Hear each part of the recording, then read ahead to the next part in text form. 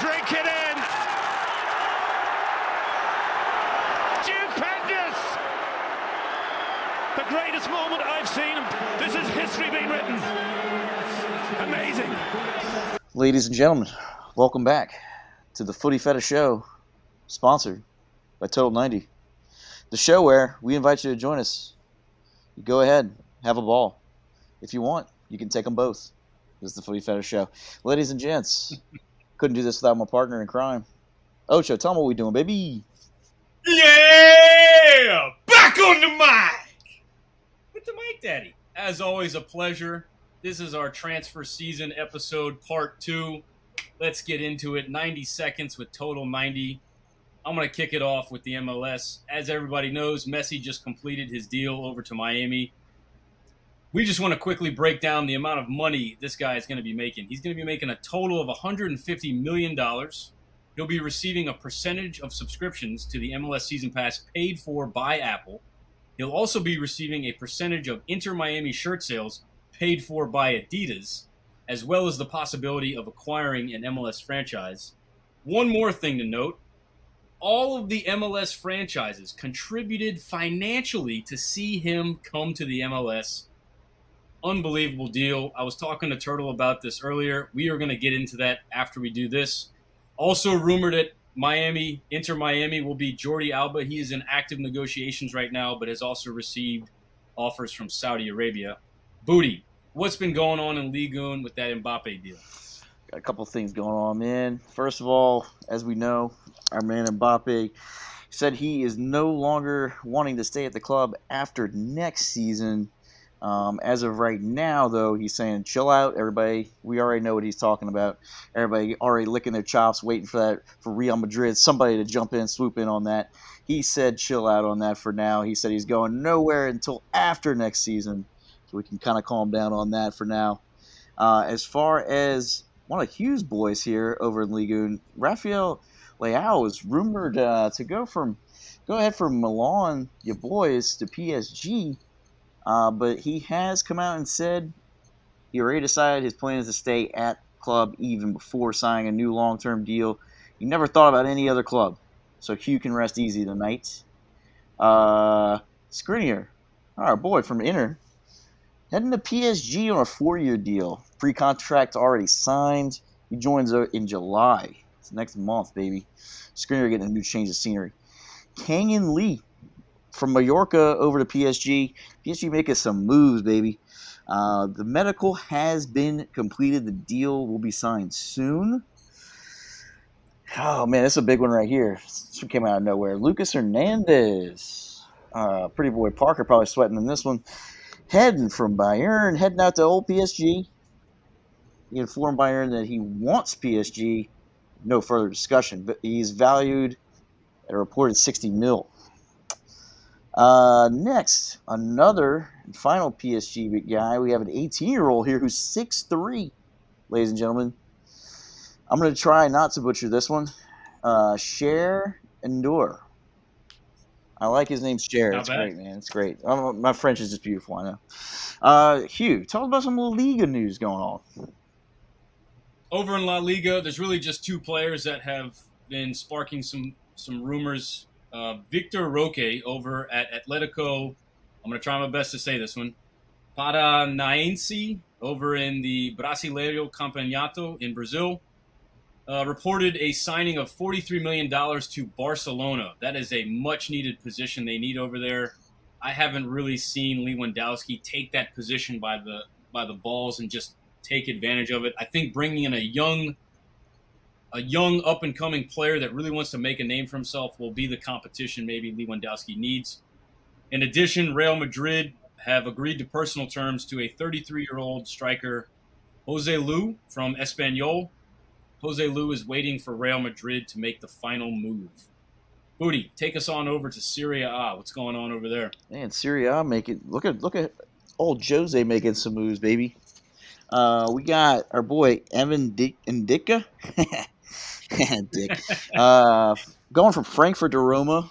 This is a free deal. He signed a 5-year deal. His medical is on the way soon. We got a loan update. Loan alert. From West Ham over to Roma, we got Skamaka, man. He's well liked over at West Ham. Hell of a player. Jose knows what he's doing there. And then the big one, everybody kind of forgets about it, kind of gets lost in the sauce here, is that our boy Lukaku over at Inter was actually on loan. That loan is up, heading back to Chelsea.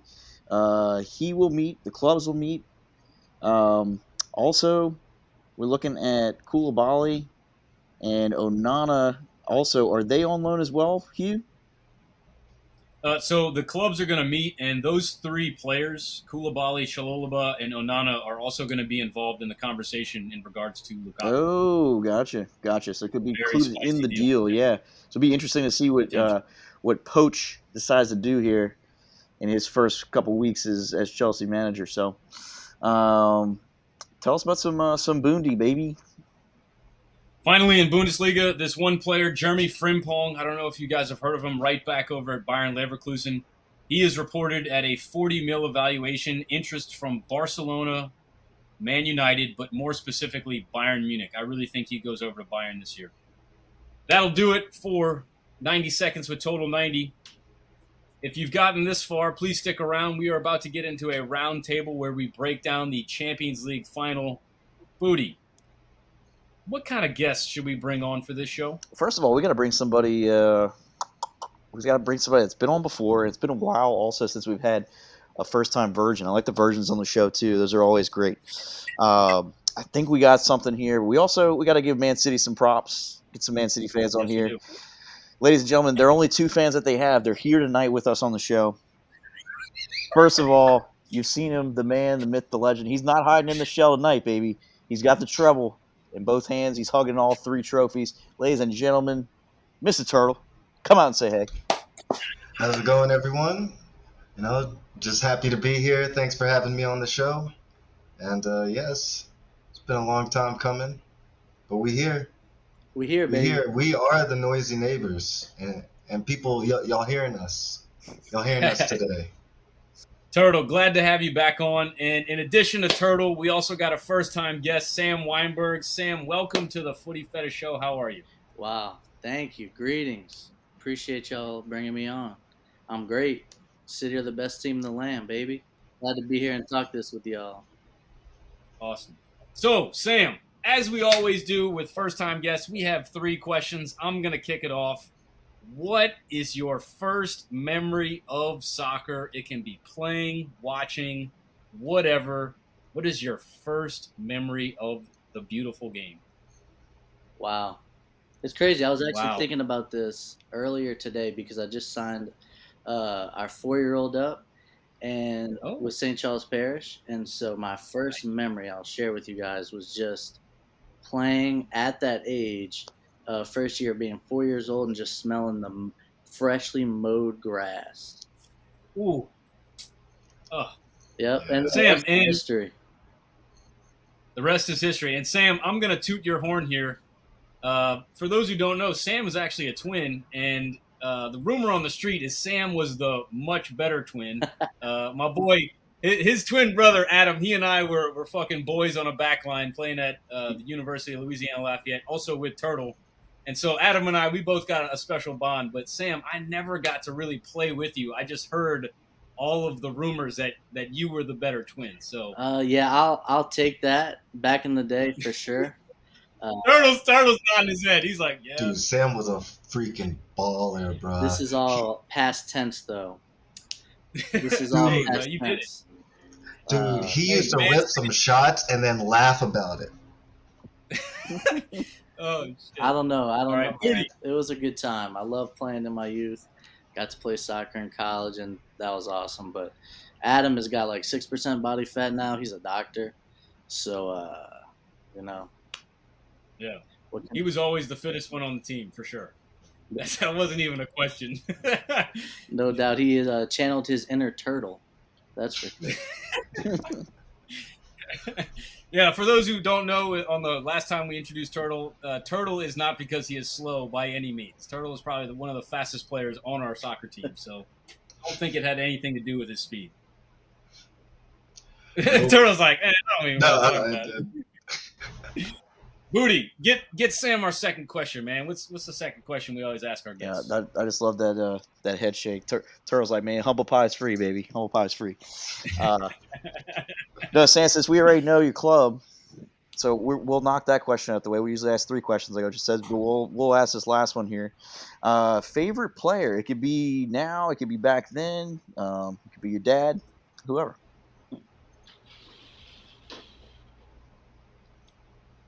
I'll tell you, growing up, it was probably Robinho, but as I've matured, and this is a very generic answer, but how can it be anyone other than Kevin De Bruyne? Just a magician, a wizard. So I'd have to say, growing up with the game, I would say Robinho, but now it's Kevin De Bruyne. I dig that. Nice. So, Sam, would you say that you like De Bruyne because you play that type of position? You play more of a central midfielder? That's fair to say.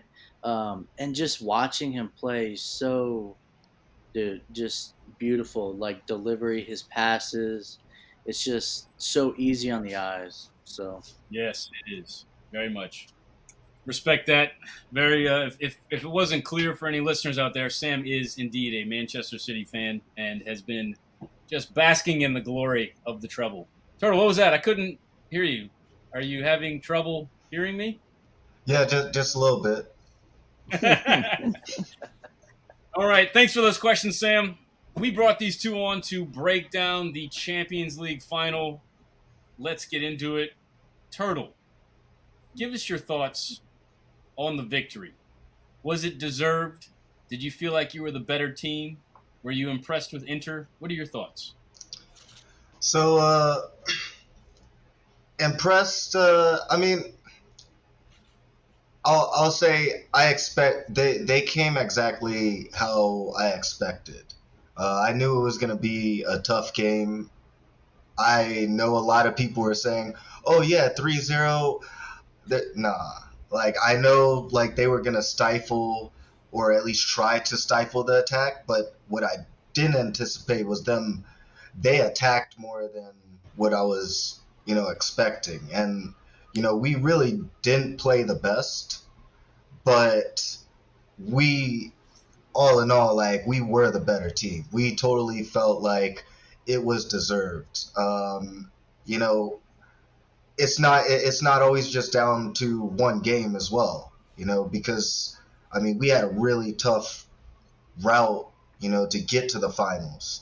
And then to iron out, they always talk about, like, you can't always win every game pretty. Like, sometimes you have to just, like, dig it out. And they always talk about that in the Premier League. Just, like, sometimes you need an ugly win. And you know what? That's what we needed. Because it's, like, that's still respectful. Because it's, like, yeah, this is the first time we ever did it. It wasn't pretty, but it's like, hey, we got over the line, and that's all that matters. The sign of a true champion is the teams that can just dig out those 1-0 wins in the worst scenarios and environments. So couldn't agree more. Sam, who was the most impressive player for you on Man City as well as Inter? John Stones, perhaps Diaz for City. Ederson, I have to throw them 3. Those were the best for City, in my opinion. For Inter, tell you what, man, Onana is a dog. I had no idea. I heard some things that he was good, but incredible keeper. He's so good with his feet. Played as a defensive mid in like the last 10 minutes. Also, got to single out DeMarco. I thought he was very strong. He did, he pressed up on our wingers defensively. Clearly a threat. Could have been on the score sheet if it weren't for Lukaku. So I'd have to say DeMarco or Onana for Inter. I agree. Both of them played really well. Booty, who do you think was the X factor in this game? Yeah, I was going to say Onana as well, man. Our Ajax boy, we had the jerseys on tonight. A lot of people forget. At one point, he was he was close to being one of the more expensive keepers in the world. And then he had that whole situation where some sort of failed drug test. I was telling somebody at work that the other day, actually. He takes some sort of supplement that he claims was actually his wife's. His wife was pregnant or something. A lot of weird stuff happened there. But I remember at one point in time, we might have even been talking about it in our group text, or Total 90 group text, sponsored by Total 90. We were talking about him. Probably him or Neuer was at one time was one of the top 3 keepers in the world. And then he kind of got lost in the sauce there a little bit after they let him go. So good to see him back to his normal self. Other than that, man, when KDB went down, man, I was kind of nervous for you guys. And repeat. I really thought we were gonna see if Inter had squeezed out a goal right there. I was thinking, man, this could be completely different than what we're thinking going into this. But other than that, man, it's good to see Pep didn't overthink this one. Not even trying to make fun of that one. I had a friend of mine, like, before the game, we were talking about it. And I was like, oh, man, he looks like he's throwing the attack forward, man. They're going 3-2-4-1. My buddy stopped. He just goes, now I have to ask, did he put Haaland at the 1? It's like, no, dude, he didn't get that crazy on it, man. We good. But, man, just closing out, man, what an entertaining final for only being a 1-0 game. The 4th final in a row. That was 1-0. Should have known that betting-wise. Want to kick myself for that one. But really didn't see Inter bringing it to them the way they did in that first half, man. They kind of had them on the ropes a little bit, and you started to think, well, the pressure is kind of on City going into this one. They had to have this one. Couldn't imagine what would have happened if they didn't. And Inter was just kind of happy to be there. Last little tidbit, Lautaro Martinez, another big game. Another time I thought you were going to show up and do a little more for me. Going back to World Cup too. So, what you got, Ocho? A lot of things I agree with you as well. One of the players for me that I thought really flipped the game on his head was bringing Foden in, because you can imagine Inter felt like they knew what Pep's game plan was going to be. You knew the exact starters. Maybe having Kyle Walker sit the bench was a little bit of a surprise, but as far as in the attacking front, when De Bruyne went down, the tactics changed. And Foden coming in added a spark plug that I thought was a really big piece for Man City going forward. What was really interesting is this formation. This is new. I've never seen this before. A 3-2-4-1. Leave it to Pep to invent a formation and then win a fucking treble with it. I mean, come on. Like, what the fuck?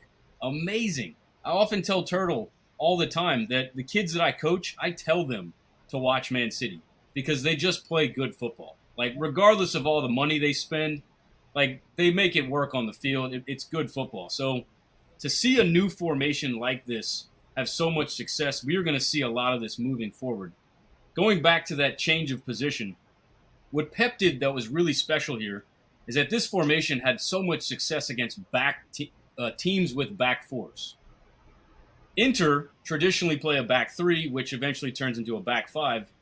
And what that does is that does not give Pep the overload that he was trying to create against a back 4. You now have a 5 versus 5 with Grealish, Gundogan, I'm going to say Foden, Silva, and Haaland. You now have them marked up 5-on-5. So what did Pep do? He added Stones into the mix, and now you got that man advantage that was able to kind of unlock the defense a little bit. Got to give credit to Inzaghi. I mean, he came out with such a great game plan. They clogged up the middle.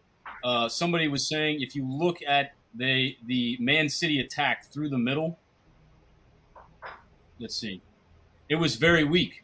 They had 22% of the attack through the middle. Everything was forced down the wings, and Inter smartly let Ake have the ball. Of all of the players on the Man City team, Ake is probably the least skilled, and Inter were totally fine letting him have the ball. I thought he had a lot of the ball, and it was very confusing, but little did I know is that was intentional. They wanted Ake to have the ball. They wanted him to have decision-making.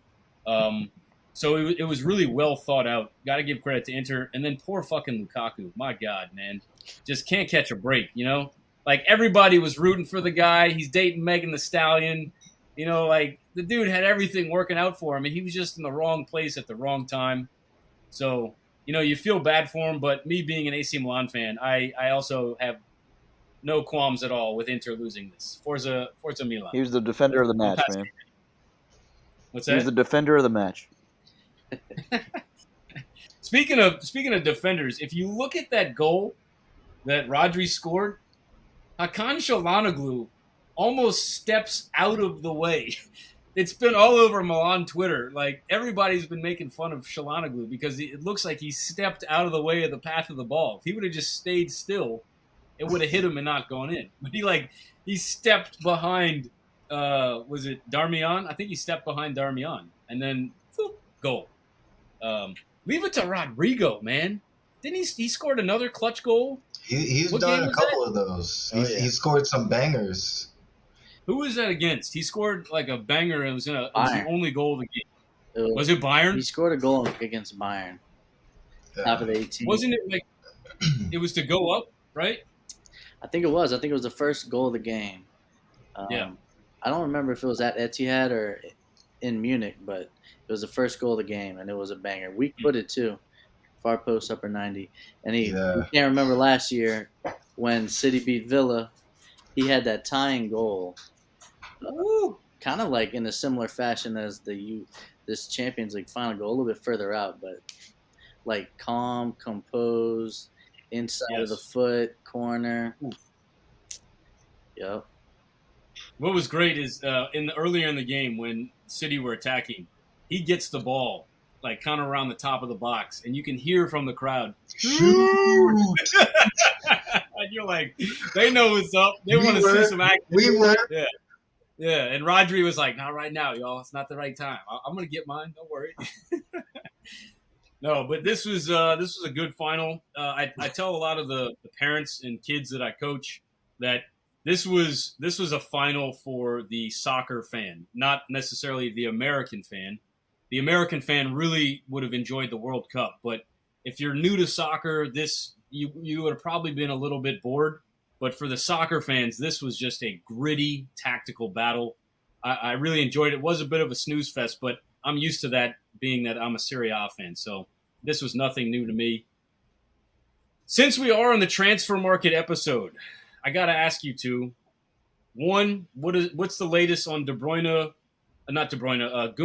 Bernardo Silva, and others, as well as if you could bring in players, who would you bring in? So I'll start with Turtle. Turtle, any news on Gundogan or Bernardo Silva? So from my understandings, Bernardo Silva is probably gonna go to PSG. I've heard that he's looking at going to PSG.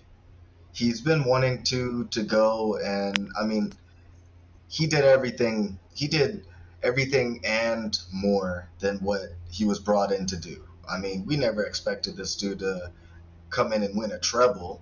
We was just asking for Champions League, and like, you came hard. You know, you extended your contract. Like, he's been wanting to go to Barcelona, so I mean, if he stays, you know, I would love it, but I think he's gonna go, and you know, he definitely deserves his move.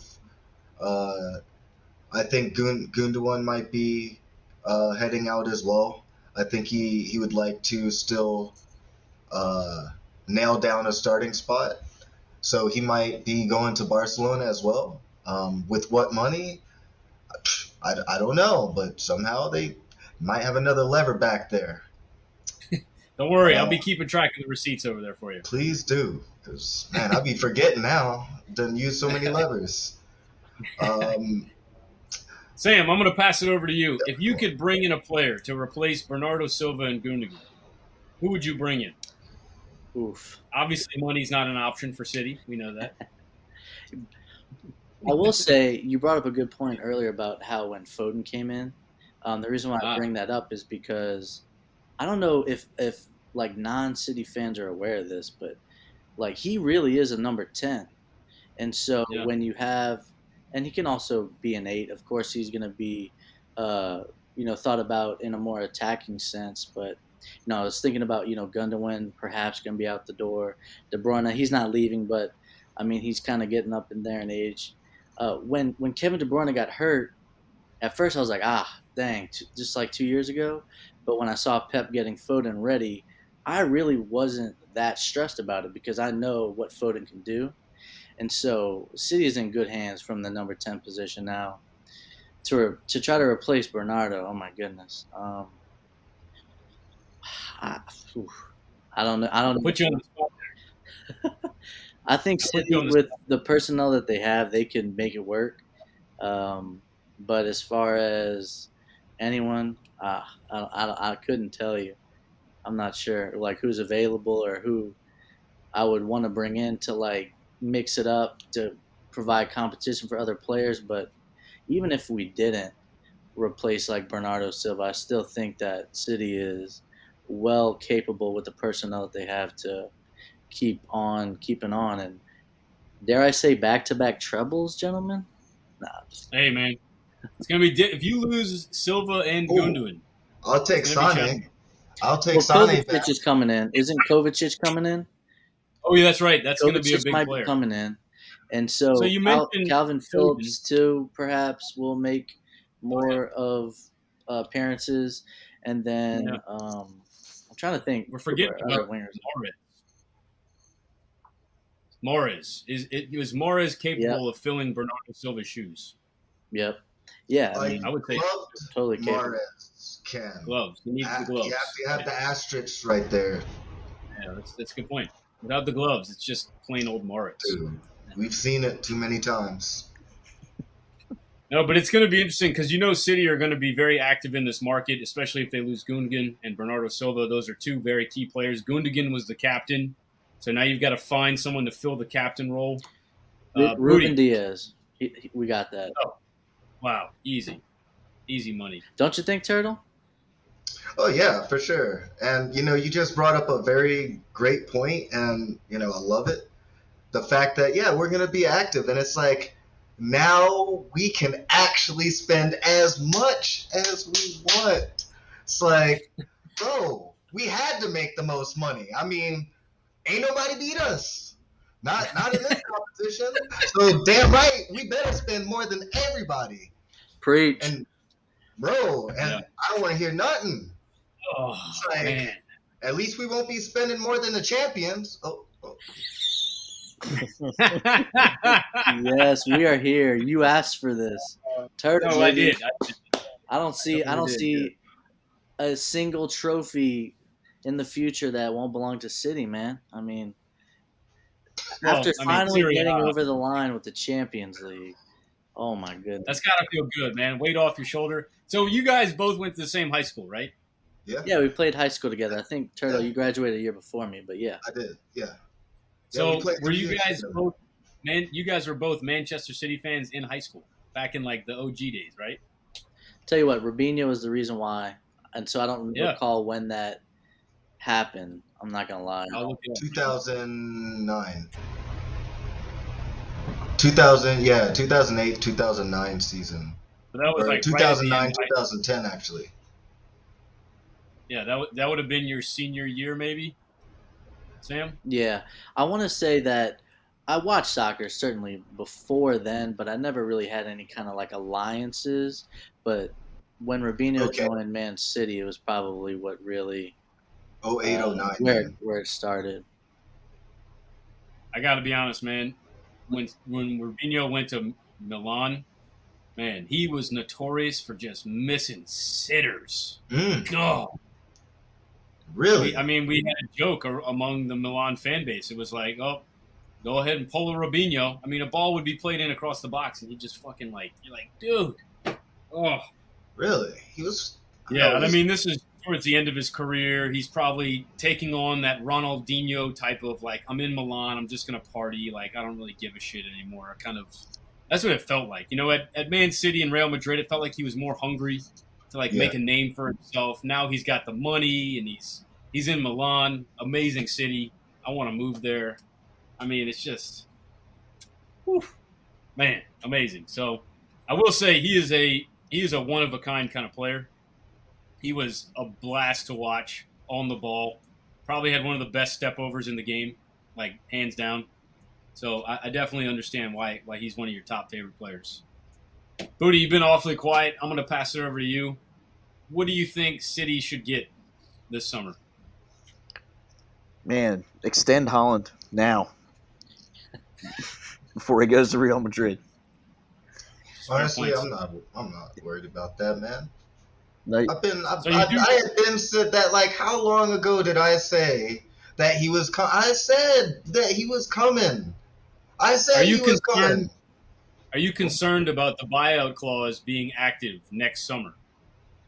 No, because at the end of the day, it's like, bro, Haaland, like, you already see what you could do here at City. It's like, I tell you what, Real Madrid can't promise you that. I don't think they've ever done a trouble. Have they ever done a trouble? I don't know. Turtle. I think that Real Madrid could certainly promise that. Let's look it up. But yeah, I mean, even if Haaland goes, I mean, dude, we're so poised to just ball, man. We have Julian Alvarez is a dog. How many goals would Julian Alvarez had if he was the number one starter? Yeah, see, that's kind of where I'm at, man. I don't know what else to say for y'all to do at the moment. Yeah, I mean, I'm saying, like, I'm not saying that I want Haaland to leave or anything like that. I'm just saying that if he makes that choice, I'm not gonna be tripping about it. I mean, I think City will be fine. Yeah, Julian Alvarez is definitely an underrated player, kind of hiding in the shadows. I'm willing to bet he starts and plays the amount of time that Haaland does. He does Harry Kane numbers. He gets up to 30, 35 goals. You know, I wouldn't be surprised if now that Bernardo Silva might be leaving, there might be some tinkering going on, and we'll find a way to, like, Julian Alvarez, he might take over that Bernardo Silva spot. He's already proven he could be trusted in big tournaments and big games. Turtle, I feel like that's an astute point, man, because he's actually he's thrown him out there a couple times, I want to say, with Haaland as number 9, and hey, it flows. So I could totally see that, no doubt. That could work. There goes. I mean, that's the holes you're looking to fill. Phil Foden, Julian Alvarez, maybe a little Mahrez action. Done. And then, not to mention, you guys. I know y'all signed a young Brazilian, Kaiki.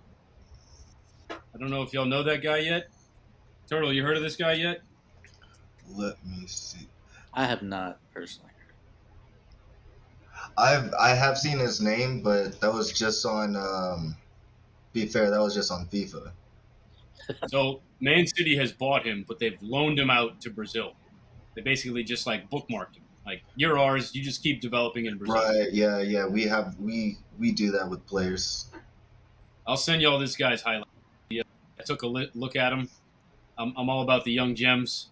This guy's got some skills. He's a fun player to watch. So he could come in like a January move and make shit happen out on that wing. So it would be really interesting to see if he came over, what he would offer. I kind of want to go back to this Messi deal, being that we all are American. What are y'all's thoughts on Messi coming to the MLS? What is it going to do for the MLS? Is it good? Is it bad? I want to pass it over to Sam. Sam, what are your thoughts on Messi in the MLS? Well, I think it's awesome. Who wouldn't want to watch Messi? Like, I'm just glad that he's continuing his career to play. Sure. Yeah. I've mentioned this. I don't really follow a particular team like within the MLS. I'll watch games, I admit, just for like certain marquee players. And so now that Messi is in the MLS, I mean, best believe that I'm going to be tuning into those Inter Milan games. Inter Miami games. So I think it's awesome. I hope he does well. I heard that he's coming next month, like in July, so there's still some time before he gets any games under his belt. But I love it. I honestly can't believe it. I can't believe Beckham got him over here. That's crazy. So I'll be looking forward to those games. I'll be tuning in. That's for sure. Couldn't agree more. Turtle, what are your thoughts on Messi in Miami?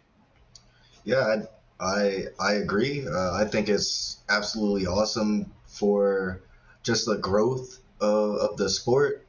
You know, we're actually gonna have young kids being, you know, we spoke about it earlier, inspired by watching Messi like play in our league. Like, bro, we have the best player in the world playing in our league, and I legit was like, man, when am I ever gonna use this freaking MLS Pass 4 on Apple? Like straight up, like Ted Lasso third season already done came out. Like, well, damn. And it's like, oh shoot, damn. All right, MLS. I was thinking the same damn thing, back, man. baby. So yeah. Hootie, what are your thoughts on Miami? I was thinking Miami. the same damn thing, Turtle. I was like, man, well, that's cool. They have MLS on here. They do have a couple baseball games here and there. Like, well, fuck, now I'm gonna use that shit. No, man, it's pretty awesome. Man, you go back to. I'm gonna treat this the same way I always have. Let's go back to when Beckham came over here. Boom, I started watching MLS a little bit. Henry, boom, started watching a little more. Boom, Zlatan came over, dude. I had LA Galaxy on my favorites on my ESPN app, and I probably watched more MLS than I'd ever watched just because he was in it. So, I mean, now that Messi's here, I don't even know. Sky's the limit how much I'll watch. Two things that are really important about this deal. Number one, and this is going to also prove why Beckham wins this whole deal, is that last little clause where he will have the option to buy a team in the future. We look back at what Beckham did. He had that same clause in his contract. Boom, he exercised it 7 years after he retired. Buys Inter Miami. And now that club is worth over $600 million. And brings Messi in on top of it. So Beckham's the real winner of this deal. Hats off to him. Like Sam says, pretty awesome to get a player like Messi to come over here. But, I mean, can Saudi Arabia offer you your own football team eventually? Probably not. Not in an emerging market as such as the MLS, right. Which is, I think the timing of this deal is also incredible, especially with the World Cup being 3.5 years away or whatever, 2.5 years away. You could see Messi finishing out the end of his career in the MLS, playing in the World Cup, and then giving one final salute.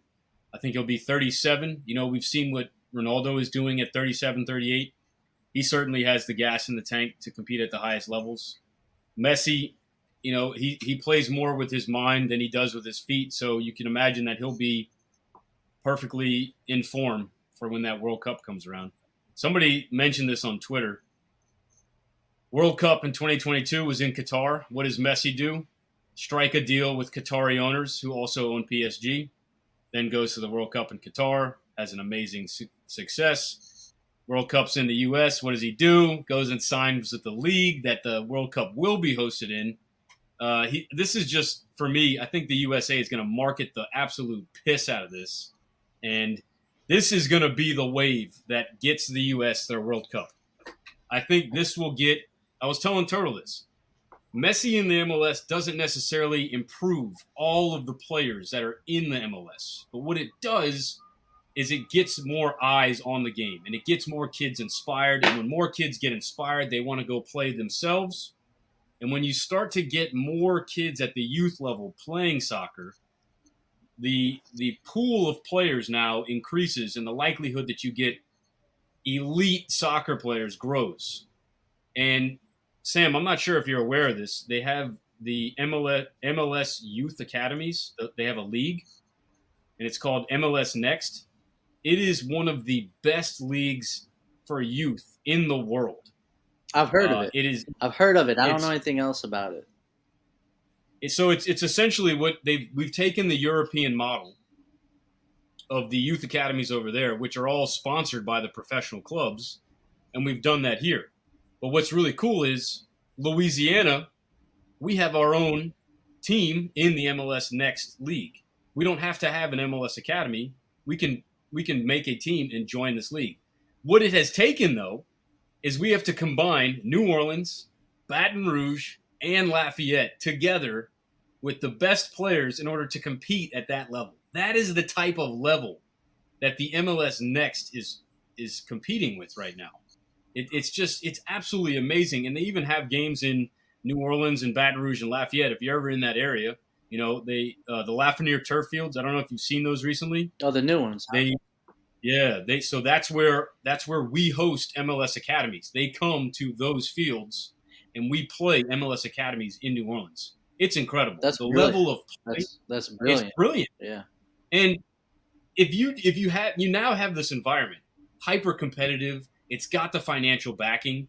You let that just go for the next 5 or 10 years, you're going to produce elite soccer players. It's just a matter of time. And when you get those players at the highest levels, they go over to Europe or they at least stay in the U.S. If we can get a lot of those players to stay in the U.S., I think that's what will elevate the level of the MLS up to other leagues. Maybe not to like the top 5 or the top 10, but you're just littering elite talent, elite youth talent all over the U.S. And hopefully that ups the level. So it's funny that it all goes back to Messi just being there, much like Beckham, much like Zlatan. The next question I have, hot take. Do you think Messi does better than Zlatan does in the MLS? Turtle, yes or no? I think overall, yes, but he might have a little break-in period because, I mean, bro, Zlatan came in first game and banged 2 ridiculous goals. So here we go. Zlatan, 52 goals in 56 games. Yeah, he needed to get out the league, bro. Booty, does Messi do better than Zlatan in the MLS? Stats-wise, no. No. Okay.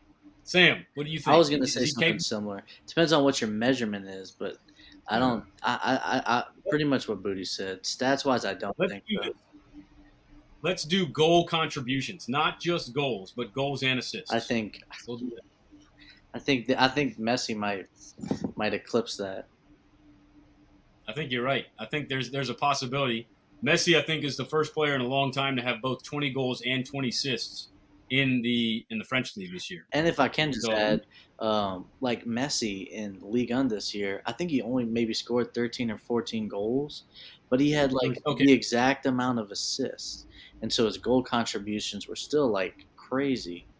And so everyone will talk about maybe it was a down year. And I guess statistically, because he produces these crazy numbers throughout his career, he still had a solid season. And you look at his age, he's coming to the MLS. Man, as we're talking about it more, I think he's gonna have better impact on MLS than Zlatan. I do. So I am curious about this. What about, how do y'all think he's going to adapt to playing on turf? Because that is another thing.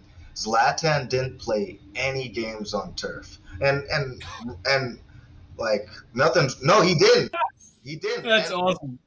And it was because of his injuries. Like, to be fair to him, I understood. You know, that is very hard on your knees. But yeah, he only played the games that were on grass. I can tell you when Zlatan came over to AC Milan, they changed the training pitch to turf, and that's when Zlatan's injuries started to become aggravated. And he writes about it in his book, saying that he felt like his career kind of got cut short because of the training pitch. Sam, just to add on to what you were saying, he scored 16 goals and had 16 assists, but he also had 4 and 4 in the Champions League. So overall, he had 21 goals and 20 assists in 41 games.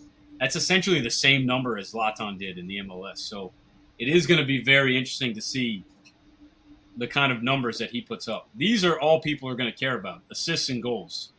Everyone in this podcast right now knows that Messi is more than just goals and assists. He's poetry with his feet in the ball.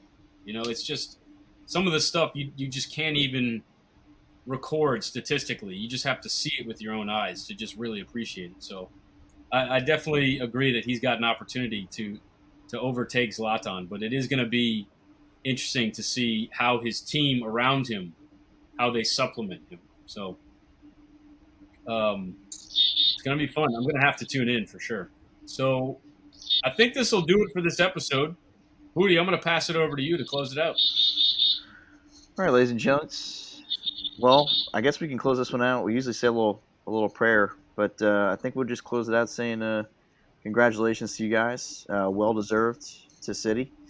Hugh and I do take our jabs at City like we take them at a lot of teams, but definitely owe you guys some love. They definitely had a tough road to get to that trophy that they were lacking for so long, man. Taking out Bayern, taking out Real, and then it was almost like God was fucking with you guys right at the end. It's like, all right, now I'm gonna throw you Inter. Okay, they might just sit back and absorb some of your attack. We'll see. And then they didn't for a good bit of that match. So yeah, so well deserved to you guys. Thank you very much. Appreciate that. Also, y'all are the only two City fans that I know. I know Turtle for a fact. Sam, of course, I just met him before the show.